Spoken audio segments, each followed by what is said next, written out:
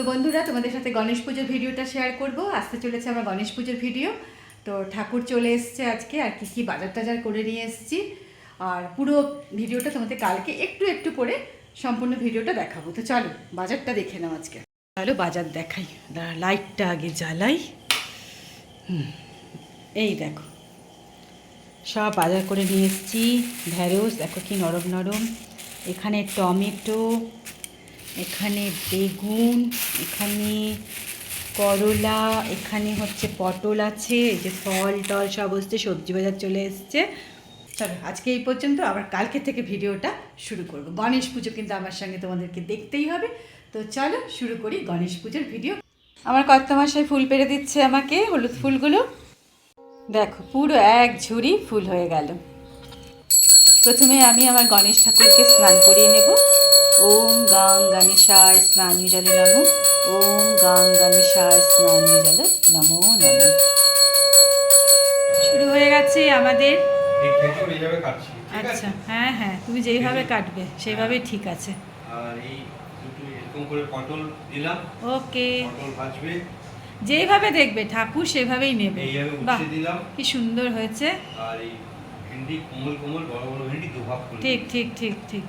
তাহলে আমাদের ভাজাগুলো কমপ্লিট হয়ে গেল। 5 রকমের ভাজা না, আমরা 7 রকমের ভাজা দিয়েছিলাম, কেটে নিলাম। আর একটু ছোলে বানাবো, ছোলেটাও রেডি করে নিচ্ছি। এখানে বসে গেছে পায়েস আর চাটনি। ছোটবেলার কথা বলবো? হ্যাঁ বলো। আমি যখন এই টুকু ছিলাম, হ্যাঁ, পাশের বাড়ি একটা পুজো হতো, গণেশ পুজো। আচ্ছা। আমার ঘর में গণেশ পূজা होगा आना। অবাঙালি। হ্যাঁ, অবাঙালি। হুম তো আমরা দুজন মিলে কি করলাম, এত আনন্দ, হুম। এই চলো চাঁদা लेके आते हैं, পূজা होगा। মানে ওনার বাড়ির ছেলে আর তুমি? হ্যাঁ, ও পুরো পাড়া পাড়া পাড়া পাড়া আমরা চাঁদা তুলতে হয়ে গেছে। কি আনন্দ! হ্যাঁ হ্যাঁ, হ্যাঁ। আর মনে তো কোনো পাপ ছিল না, না। এরকম করে পকেটে রাখতাম। अंकल अंकल ये चंदा ने तुम হ্যাঁ, चंदा क्यों ले হ্যাঁ, लिया? হ্যাঁ। বলে আরে পূজা হলো না। তাই তো। তারপর সেই ভদ্রলোক কি করলো, বেশি করে প্রসাদ প্রসাদ করে পুরো ওই সবাইকে দিল। সবাইকে দিল।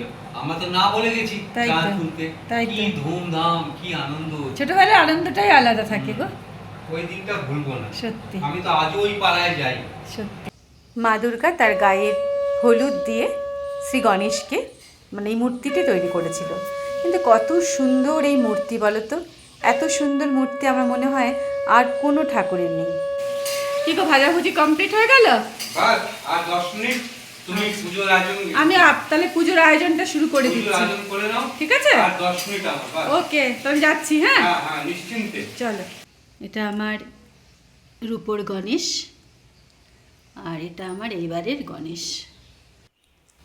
এই পান পাতার ওপরে সুপুরিকে লাল শালু দিয়ে বা লাল রং দিয়ে বসিয়ে দিতে হয় ঋদ্ধি সিদ্ধি রূপে। গণেশ ঠাকুরে কিন্তু পান চড়াতেই হয়। পান হচ্ছে আমাদের সমৃদ্ধির প্রতীক। আর গণেশ ঠাকুর পুজোতে একটু পায়েস আর ক্ষীর দিতে হয়। ক্ষীর দিয়ে একটা সুন্দর গল্প আছে, চলো তোমাদের কাছে সেই ক্ষীরের গল্পটা আজকে একটু শেয়ার করি। একবার গণেশ ঠাকুর বের হলেন গ্রামের রাস্তায় ছোট্ট একটা বালকের রূপ নিয়ে। তিনি কি করলেন, এক হাতে পদ্মপাতায় সামান্য একটু দুধ, যেটা নাকি একেবারে শিশির বিন্দুর সমান, আরেক হাতে নিলেন গুটি কয়েক চাল। এবার তিনি গ্রামের রাস্তা দিয়ে হেঁটে যাচ্ছেন আর সবাইকে জিজ্ঞেস করছেন, আমাকে কেউ কি ক্ষীর বানিয়ে দেবে? তো সবাই সেই বালকের কাণ্ড দেখে হেসেই গড়াগড়ি খাচ্ছে। ঠিক সেই সময় একটা বাড়ির বাইরে একটা বুড়ি মানুষ বসেছিল। সে বলল, হ্যাঁ এসো, আমি তোমাকে ক্ষীর বানিয়ে দেবো। তখন যেই না সে পদ্মপাতা থেকে দুধ নিয়ে তার হাঁড়িতে ঢাললো, মাটির হাঁড়িতে, ওমা সে দেখছে দুধ ঢেলেই যাচ্ছে, দুধ আর শেষ হচ্ছে না। এইভাবে সে দুধ দিয়ে গণেশ ঠাকুরের জন্য পায়েস বসালো। তখন গণেশ ঠাকুর বলল, বুড়িমা তুমি পায়েস তৈরি করো, ক্ষীর তৈরি করো, আমি ততক্ষণে একটুখানি স্নান সেরে আসি। এবার সে স্নান করতে গেল, আর যাওয়ার সময় বলে গেল, তোমার ক্ষীর বানানো হয়ে গেলে তুমি গ্রামের সবাইকে কিন্তু সেই ক্ষীর প্রসাদ রূপে দিও। বুড়ি তাই করলো, ক্ষীর বানানো হয়ে গেল, সবার ঘরে ঘরে সে ক্ষীর দিতে লাগলো। সব বাড়ির লোকেরা তো অবাক হয়ে গেল, ওইটুকু একটু দুধ দিয়ে আর চাল দিয়ে এত ক্ষীর তৈরি করলো যে প্রত্যেককে বুড়িমা প্রসাদ দিতে শুরু করেছে।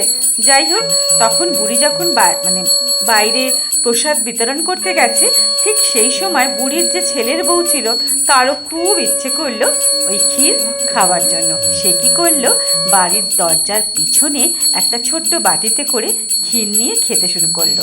খাওয়ার আগে বলল, হে শ্রী গণেশ ঠাকুর, আমি এই ক্ষীর তোমাকে নৈবেদ্য রূপে দিলাম, তুমি তা গ্রহণ করো।